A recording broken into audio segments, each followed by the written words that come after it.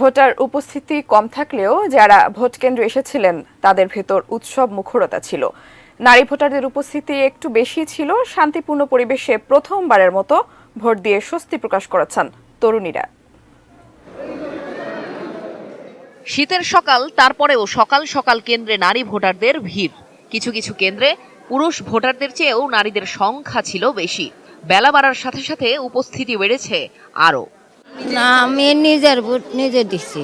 আগের বারও ঠিক মতোই দিতে পারছি, কোনো ঝামেলা হয় না, এবারও ঝামেলা হয় নাই।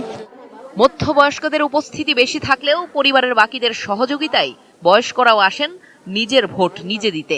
যদিও কাজ থাকে দেরিতে করবো, কিন্তু ভোটটা দিয়ে আসবো। হ্যাঁ, খুব আগ্রহ নিয়ে মহিলারা বলতেছে আর কি। আমার গণতন্ত্র অধিকার আছে, সেই জন্য আমি ভোট দিতে আসি। পিছিয়ে নেই তরুণীরাও। এক একজনের অভিজ্ঞতা এক এক রকম। যারা প্রথমবার দিয়েছেন তাদের রোমাঞ্চটা বেশি। এক্সাইটমেন্ট তো অবশ্যই কাজ করতেছিল, যেহেতু ফার্স্ট ভোট দিচ্ছি। আর আমরা সবসময় চাই যেন ভালো কেউ আসুক, আমরা ভালো কিছু পাই। যতটা ভাবছিলাম তেমনটা না, খুব নির্ভেজাল নিরাপত্তাভাবে দিয়েছি, ভালোই লাগতেছে। ভোটের বিপক্ষে যারা বিরূপ আচরণ করেছে তাদের আমার মনে হচ্ছে এটা হয়েছে একটা ভালো একটা প্রতিক্রিয়া হয়েছে, কারণ যেহেতু সুষ্ঠুভাবে নির্বাচনটা সম্পন্ন হচ্ছে। ভোট দিয়ে ফেরার আগে অবশ্য যিনি সংসদ সদস্য নির্বাচিত হবেন তার প্রতি প্রত্যাশা রেখে গেছেন তারা।